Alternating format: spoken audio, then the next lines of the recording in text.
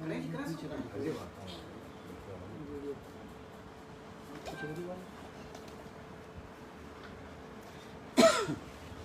सभी पत्रकार साथियों का इस प्रेस कॉन्फ्रेंस में आने पर हार्दिक स्वागत है। आज की इस वार्ता में हम पलवल की जनता से जुड़े एक बहुत ही अहम मुद्दे को आपके माध्यम से सरकार तक पहुंचाने का प्रयास करेंगे और चाहेंगे कि सरकार इस बहुत ही गंभीर मुद्दे को गंभीरता से लेते हुए इस पर तुरंत कार्रवाई करे। पलवल की रसूलपुर रेलवे क्रॉसिंग और बामनी खेड़ा रेलवे क्रॉसिंग पर बन रहे रेलवे ओवरब्रिज का उद्घाटन हमारे फरीदाबाद के माननीय सांसद व केंद्रीय राज्य मंत्री श्री कृष्णपाल गुर्जर जी ने 18 अक्टूबर 2018 को किया था और उद्घाटन के समय उन्होंने आश्वासन दिया कि 18 महीने के अंदर इन दोनों ही फ्लाईओवर्स को जनता तैयार करके पलवल की जनता को सौंप दिया जाएगा। इन पुलों का निर्माण कार्य Haryana State Roads and Bridge Development Corporation HSRDC को दिया गया। इस कॉर्पोरेशन के द्वारा इन पुलों का निर्माण मार्च 2020 तक करना तय था, लेकिन आज लगभग 3 वर्ष पूरे होने के पश्चात भी दोनों ही पुलों का कार्य 50% से भी कम हुआ है।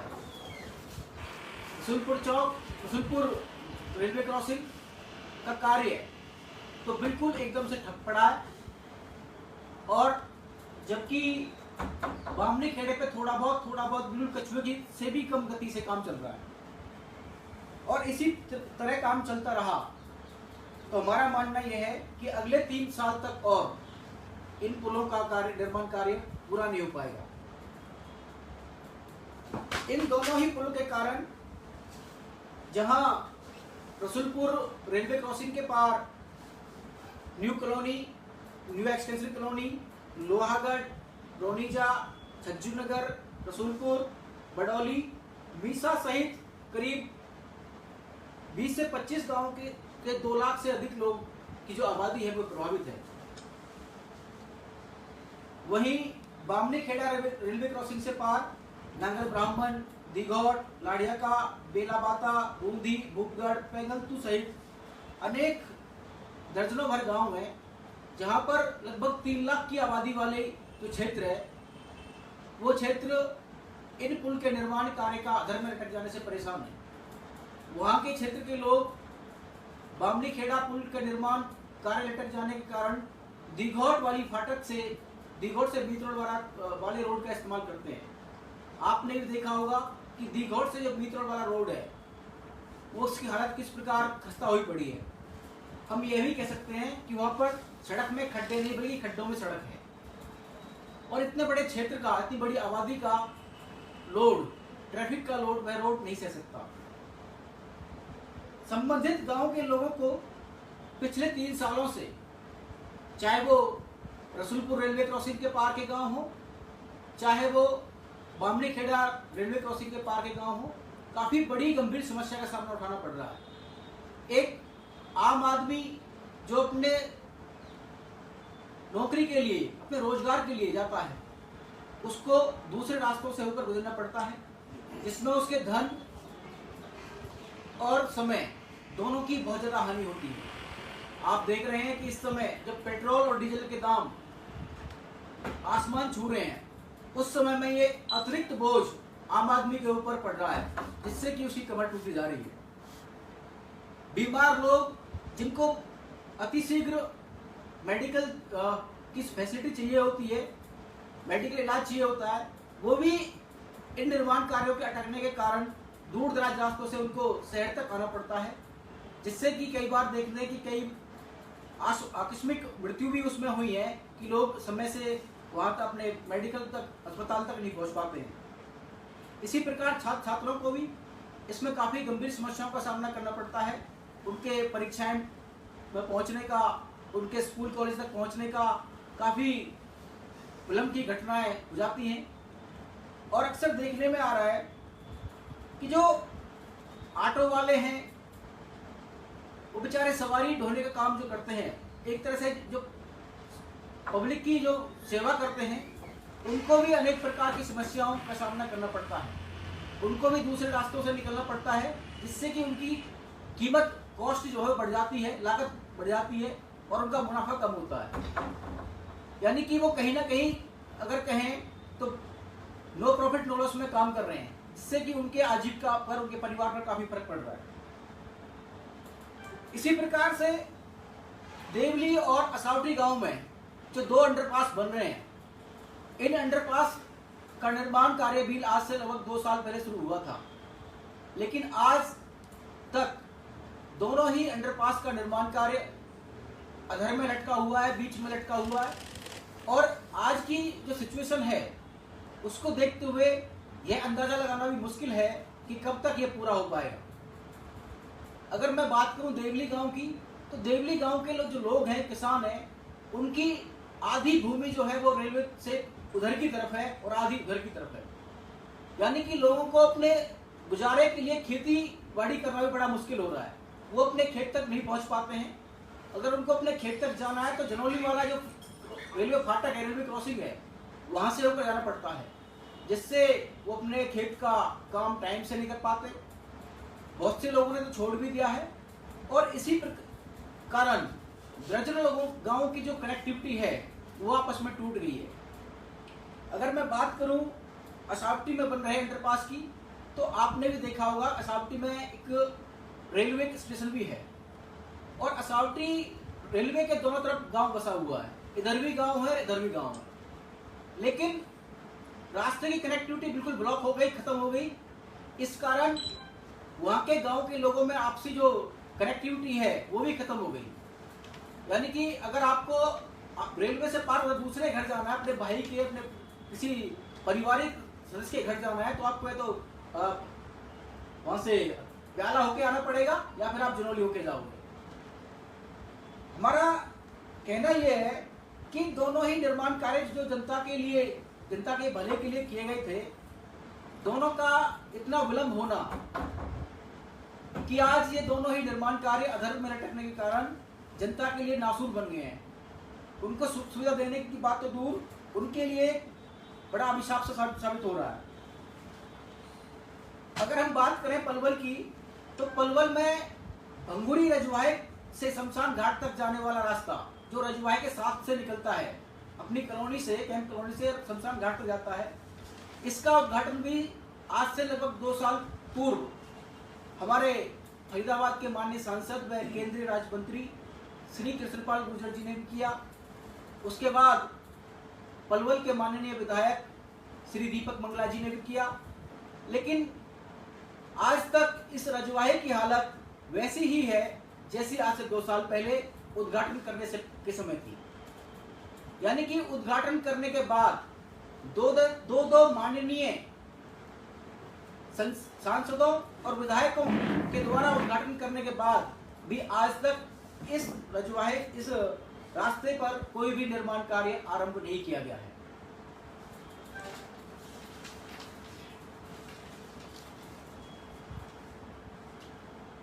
इन दोनों पुलों और अंडरपास के निर्माण को अधर में लटके रहने पर हम केंद्र और प्रदेश की सरकार से 5 सवाल पूछना चाहते हैं। पहला सवाल, सरकार और प्रशासन यह बताए कि जब इन दोनों पुलों का निर्माण 18 महीने में पूरा करना था तो अब तक पूरा क्यों नहीं हुआ। हमारा दूसरा सवाल, इन दोनों पुलों और अंडरपास के निर्माण कार्य में देरी के लिए HSRDC जिसके पास रसूलपुर रेलवे क्रॉसिंग का ओवरब्रिज और बावड़ी खेड़ा रेलवे क्रॉसिंग का ओवरब्रिज का निर्माण कार्य है, इस निर्माण कार्य में देरी के लिए अब तक क्या कार्रवाई की गई, इस पर सरकार को श्वेत पत्र जारी करना चाहिए। हमारा तीसरा सवाल, क्या सरकार और प्रशासन की नजर में इन 5 लाख लोगों की जो लोग हैं, इनकी समस्याओं का कोई सरोकार नहीं, क्या इनके लिए इनकी समस्याओं का कोई महत्व नहीं, या इस क्षेत्र के लोगों का कोई महत्व नहीं है। माननीय सांसद जब आते हैं तो वो चुनाव के समय कहते हैं कि मैंने अपने बैसलात को एक गिफ्ट दिया है, तोहफा दिया है, कि हम पूछना चाहते हैं, क्या इसी प्रकार का तोहफा हमारे माननीय सांसद जी अपनी जनता को देते हैं? चौथा सवाल, किन कारणों से इन दोनों फ्लाईओवर्स का और अंडरपासेज का काम रोक देना पड़ा?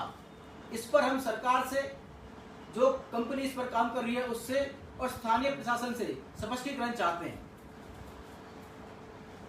पांचवा और महत्वपूर्ण सवाल, हम सरकार से जानना चाहते हैं कि सरकार हमें यह बताए कि इन दोनों फ्लाईओवर्स का और दोनों अंडरपासों का, जिनसे 5 लाख से अधिक लोग प्रभावित हैं, उनका निर्माण कार्य पूरा करके कब तक जनता को सुपुर्द कर दिया जाएगा? आम आदमी पार्टी हमेशा से ही जनता से जुड़े मुद्दों पर, जनता के हितों के लिए सड़क से लेकर संसद तक प्रदर्शन करती रही है। और अगर समय से जल्दी इन दोनों पुलों का, अंडरपास का निर्माण कार्य नहीं किया गया तो आम आदमी पार्टी एक जन आंदोलन चलाएगी।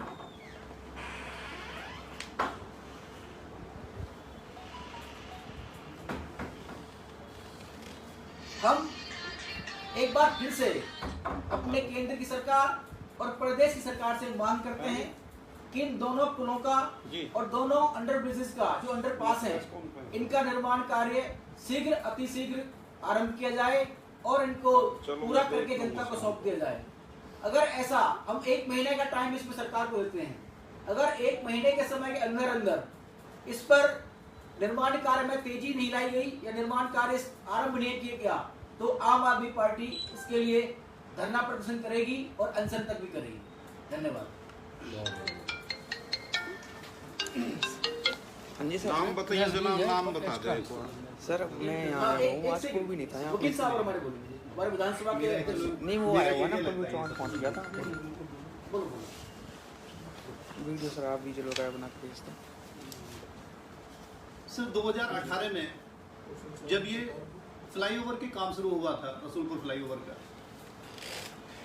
तो उस टाइम सरकार ने या प्रशासन ने कोई भी वैकल्पिक मार्ग की कोई व्यवस्था नहीं की। जो बैसलात है, बैसलात के बहुत सारे गांव लगभग जमुना से उर्ली तरफ और क्रॉसिंग से अरली तरफ, हमारे सैकड़ों गांव इन रास्तों का यूज करके और पलवल आते हैं। लेकिन हमारे सांसद जो हजारों से नहीं लाखों की संख्या में यहाँ वोटों से जीतते हैं और बैसलात का उसमें बहुत अहम रोल है इन गांवों का, उनके अधिकारों की अनदेखी करके इन लोगों के लिए, इस एरिया के लोगों के लिए उनके अधिकारों की उपेक्षा की गई और उनके लिए कोई वैकल्पिक मार्ग बनाकर नहीं दिया गया।